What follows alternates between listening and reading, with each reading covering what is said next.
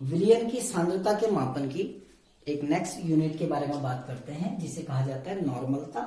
Normality या capital N से प्रदर्शित किया जाता है। अब नॉर्मलता होती क्या है, पहले हम इसकी परिभाषा पढ़ते हैं। नॉर्मलता होती है कि प्रति लीटर विलयन में उपस्थित, प्रति लीटर विलयन में उपस्थित, विलयन में उपस्थित विलेय के ग्राम तुल्यांकों की संख्या, विलेय के ग्राम तुल्यांकों की संख्या। किसी भी विलयन में, प्रति लीटर विलयन में जितने भी विलेय के ग्राम तुल्यांक होते हैं, उन ग्राम तुल्यांकों की जो संख्या होगी वो उस विलयन की नॉर्मलता कहलाती है, कि ग्राम इक्विवेलेंट। ठीक है ना, कि प्रति लीटर विलयन में उपस्थित विलेय के ग्राम तुल्यांकों की, gram equivalent, number of gram equivalent dissolve in 1 litre solution is called normality. ठीक, प्रति लीटर विलयन में उपस्थित विलेय के ग्राम तुल्यांकों की संख्या। ये अब याद करने का एक तरीका बता रहा हूं कि जो मोलरता थी कैपिटल एम और जो नॉर्मलता है कैपिटल एन, ये दोनों सेम होती है, केवल डिफरेंस किसका आ जाता है, ग्राम तुल्यांकों का। मोलरता में हम क्या कहते हैं, मोलों की संख्या, और नॉर्मलता में हम कहते हैं ग्राम तुल्यांकों की संख्या। अब जैसे मोल कैसे निकालते हैं, मोल के लिए जो फॉर्मूला यूज किया जाता है, विलेय का ग्राम में भार बट्टे विलेय का अणुभार। विलेय के ग्राम में भार को यदि अणुभार से भाग दे दिया जाए तो विलेय का क्या निकल जाता है, मोल। ऐसे ही हम ग्राम तुल्यांक अगर निकालना चाहें, किसी भी पदार्थ के ग्राम तुल्यांक अगर ज्ञात करना चाहते हैं तो हम क्या कहते हैं, अगर विलेय का निकाल रहे हैं तो हम कहेंगे विलेय का ग्राम में भार, विलेय का ग्राम में भार बट्टे विलेय का तुल्यांकी भार।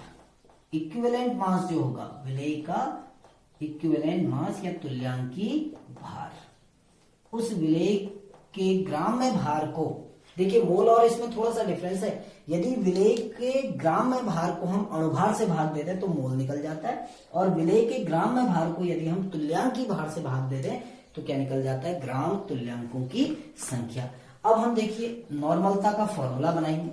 नॉर्मलता का फॉर्मूला क्या बनेगा, देखिए अब ये हमारा होगा नॉर्मलता, नॉर्मेलिटी इज इक्वल टू विलेय के ग्राम तुल्यांकों की संख्या, विलेय के ग्राम तुल्यांकों की संख्या, विलेय के ग्राम तुल्यांकों की संख्या डिवाइडेड बाय विलयन का आयतन, डिवाइडेड बाय विलयन का आयतन, वो भी किसमें, लीटर में, विलयन का आयतन लीटर में।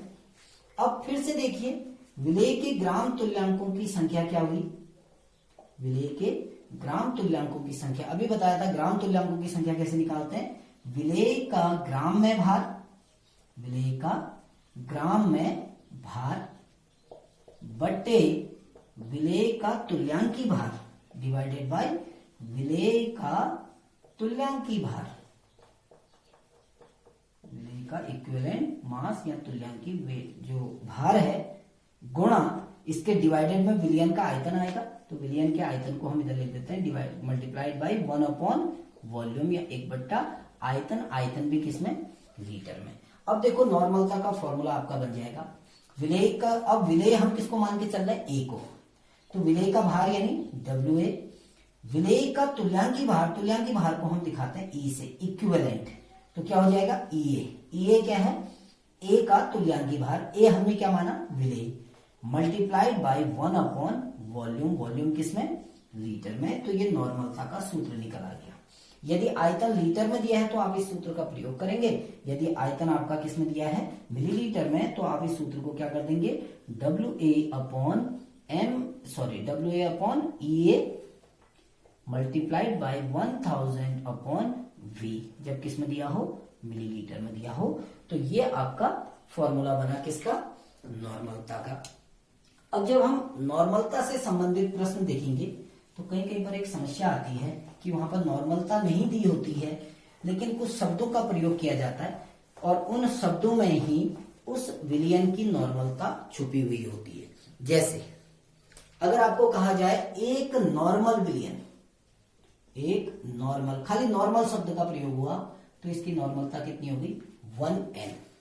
1 खाली नॉर्मल अगर कहीं पर लिखा हो तो नॉर्मल का मतलब होता है उसकी नॉर्मलता कितनी होगी 1।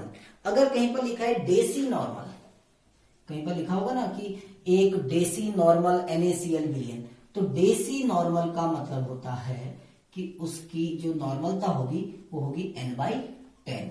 n/10 का मतलब 1/10n, उसकी नॉर्मलता कितनी होगी 1/10 होगी। ऐसे ही कहीं पर आपका शब्द प्रयोग किया होगा सेंटी नॉर्मल, सेंटी नॉर्मल। तो सेंटी नॉर्मल विलयन किसको कहा जाता है? एक ऐसा विलयन जिसकी नॉर्मलता कितनी होती है 1/100। यदि किसी विलयन की नॉर्मलता 1/100 है तो ऐसे विलयन को कहा जाता है क्या? Centi normal. एक होता है semi normal, semi normal, semi माने होता है हाफ।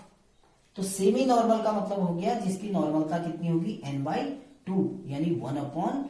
यदि किसी विलयन की नॉर्मलता 1/2 है तो ऐसे विलयन को कहा जाता है सेमी नॉर्मल सॉल्यूशन। ऐसे ही बाई नॉर्मल सॉल्यूशन है। बाई नॉर्मल का मतलब कितना हो गया कि उसकी नॉर्मलता कितनी होगी 2।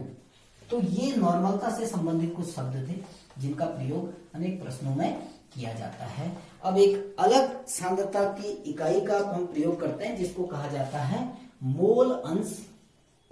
इसको कहा जाता है मोल अंश, या आपकी बुक्स में इसको लिखा होगा मोल प्रभाज। मोल प्रभाज, इसको हम कहा जाता है मोल फ्रैक्शन, मोल फ्रैक्शन। अब मोल अंश क्या है? देखिए सिंपल सा है कि किसी विलयन में उपस्थित किसी घटक के मोलों का, मैं इसकी परिभाषा लिख देता हूं। विलयन में उपस्थित किसी घटक के मोलों का,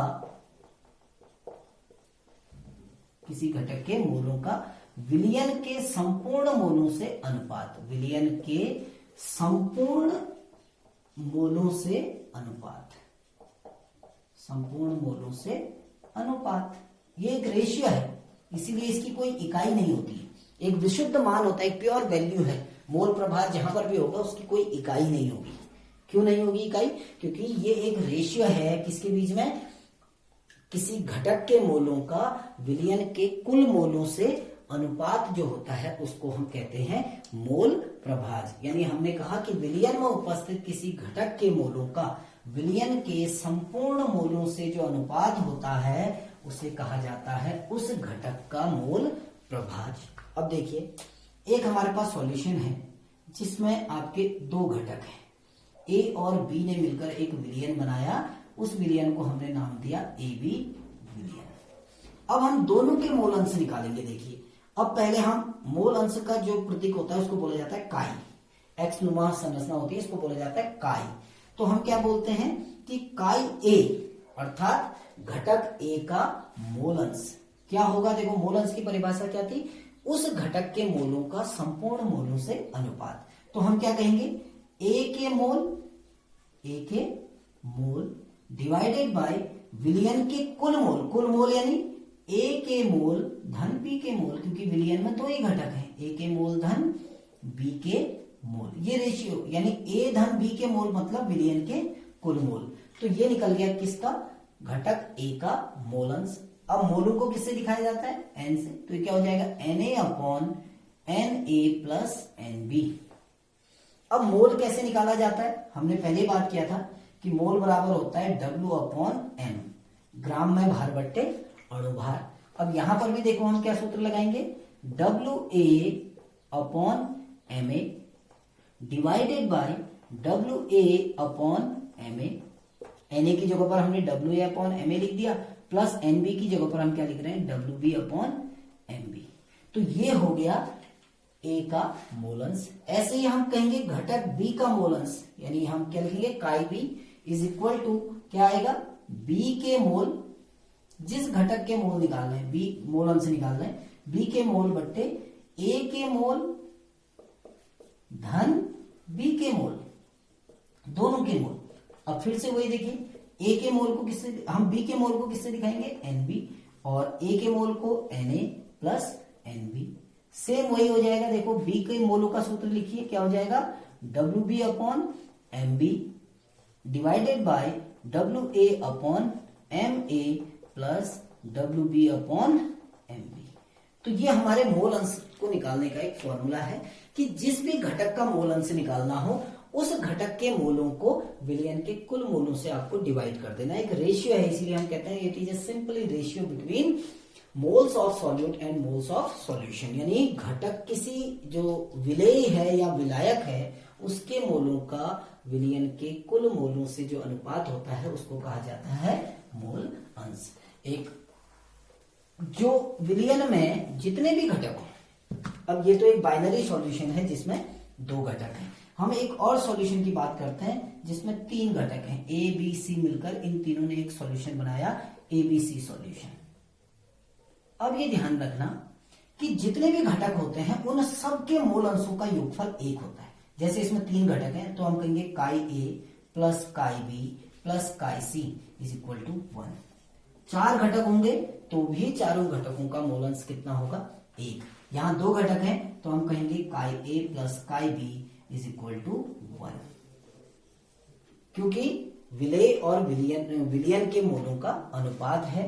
और किसी भी विलयन में ये जो जितने भी घटक होंगे, चाहे 2 घटक हो, चाहे 3 हो, चाहे 4 हो, सभी घटकों के मोल अंशों का योगफल हमेशा कितना आएगा, 1 आएगा। आशा है समझ में आ गया होगा। फिर भी अगर कोई प्रॉब्लम होती है तो कमेंट बॉक्स में लिख सकते हैं। Thank you.